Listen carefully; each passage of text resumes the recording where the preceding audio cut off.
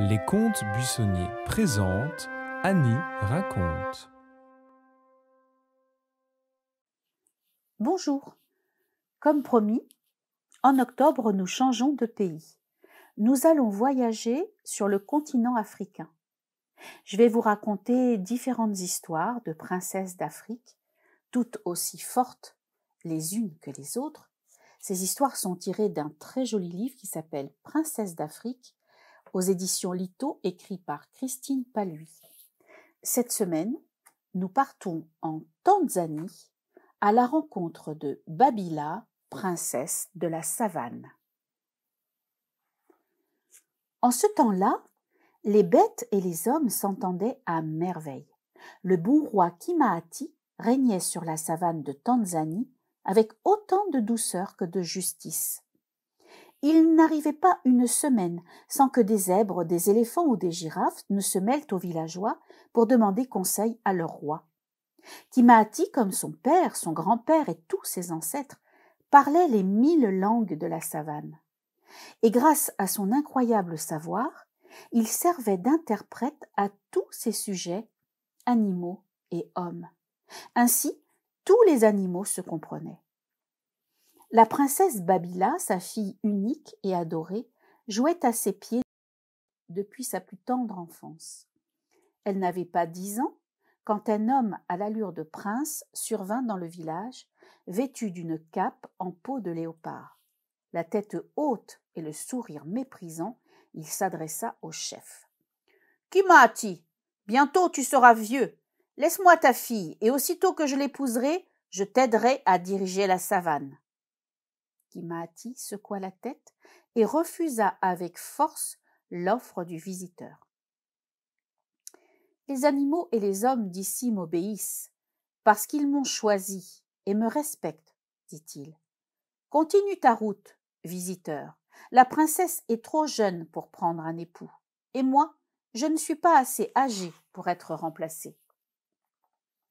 L'étranger n'insista pas, mais il fixa de ses yeux furieux un buisson qui aussitôt s'enflamma.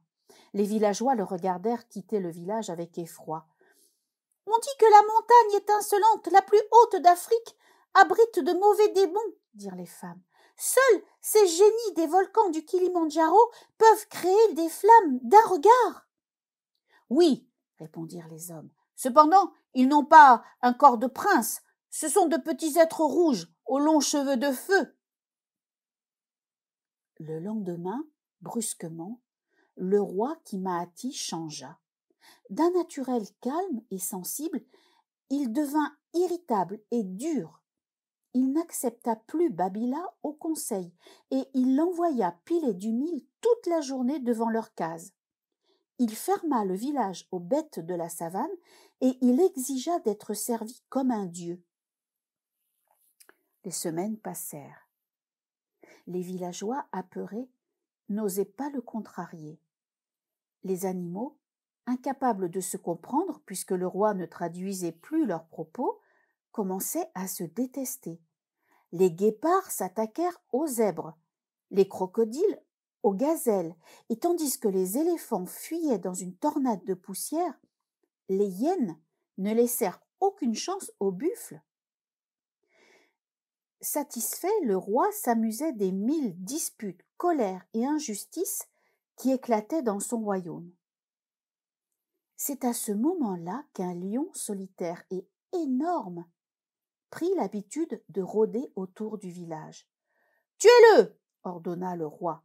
« Les temps ont changé, cet animal ne fera qu'une bouchée de nos enfants. » À plusieurs reprises, les hommes lancèrent sur lui leurs saguets empoisonnés. Mais le fauve, malin, les évita toutes. Obstiné et rugissant, il revint 100 fois. Une nuit, il alla plus loin. Il se faufila dans le village pour arpenter les rues endormies. Sans bruit, il pénétra dans la case royale et tourna autour de Babila avant de grogner.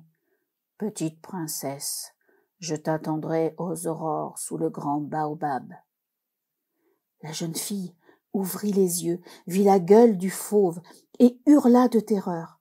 Lorsque les gardes arrivèrent, il était loin. Babila ne retrouva pas le sommeil. Elle se demandait pourquoi ce lion lui avait parlé au lieu de la dévorer. « Il sait donc que j'ai appris tous les langages aux pieds du roi, » pensa-t-elle. Un détail, alors, éclata à ses yeux.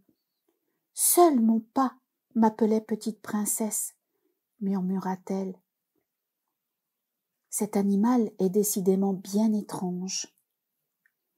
Curieuse, elle décida d'aller au rendez-vous, malgré sa peur.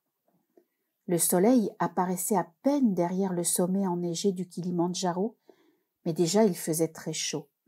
Le lion, couché sous le baobab, attendait l'enfant. « Tu es courageuse, petite princesse, » lui dit-il avec douceur.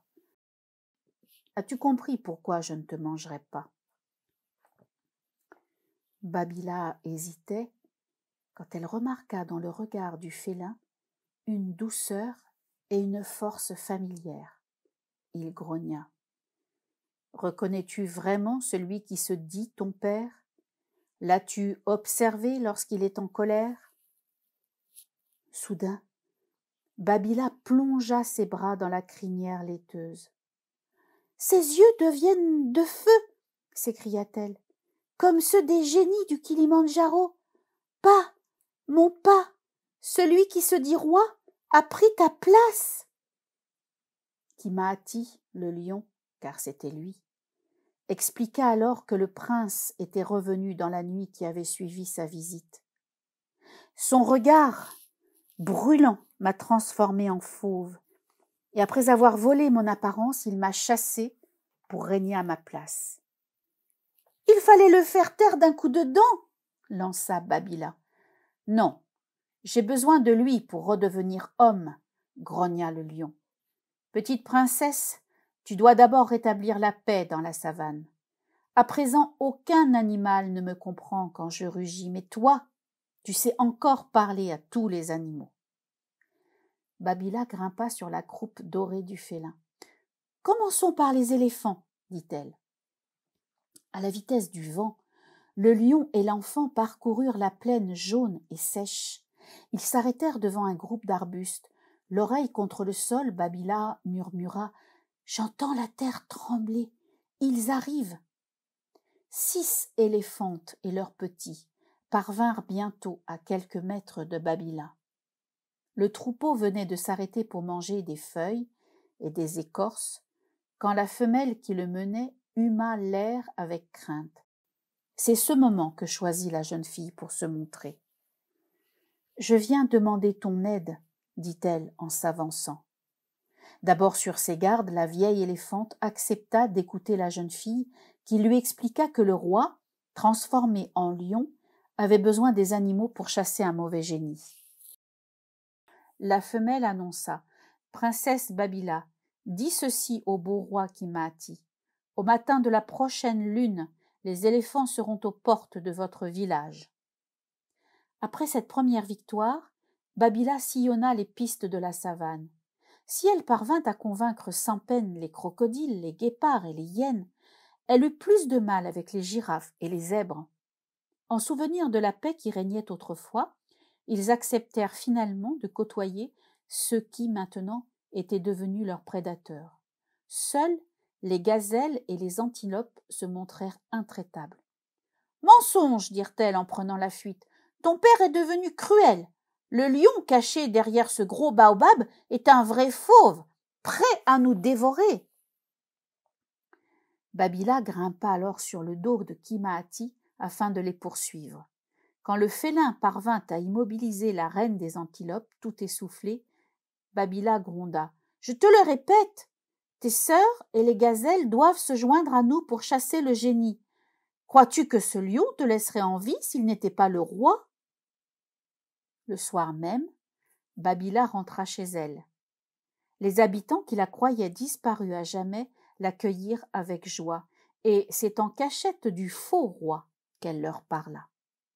Au petit matin, tous étaient prêts. Comme convenu, alors que le mauvais génie ronflait encore sur sa natte, les animaux se massèrent en silence autour du village. au signal du lion, 2 rhinocéros soulevèrent avec leurs cornes la case royale et les guépards tinrent le génie en respect. Les flammes de fureur qu'il répandit furent aussitôt éteintes par les hommes, tandis qu'un cobra dressé le menaçait. Babila s'empressa de traduire les mots qu'il sifflait. « Rends son corps d'homme à notre bon roi Kimaati, ou bien nous te poursuivrons sans cesse. » Devant l'assemblée des animaux de la savane, le mauvais génie du Kilimandjaro ne put qu'obéir. Il se transforma en un petit être rouge aux longs cheveux de feu. Au même moment, Kimaati redevenait un homme. Enfin, devant l'immense assemblée réunie, le vrai roi jugea le faux. Et tandis que les animaux fêtaient Babila, 10 vautours emportèrent le génie. Ils le rendirent à l'un des 3 cratères de la montagne étincelante. On raconte que, ce matin-là, les volcans du Kilimandjaro se sont éteints pour toujours. Et c'est la fin de mon histoire. Je vous dis à la semaine prochaine. Nous irons à la rencontre d'une nouvelle princesse dans un autre pays d'Afrique. Au revoir. J'espère que vous avez apprécié l'histoire. À la semaine prochaine.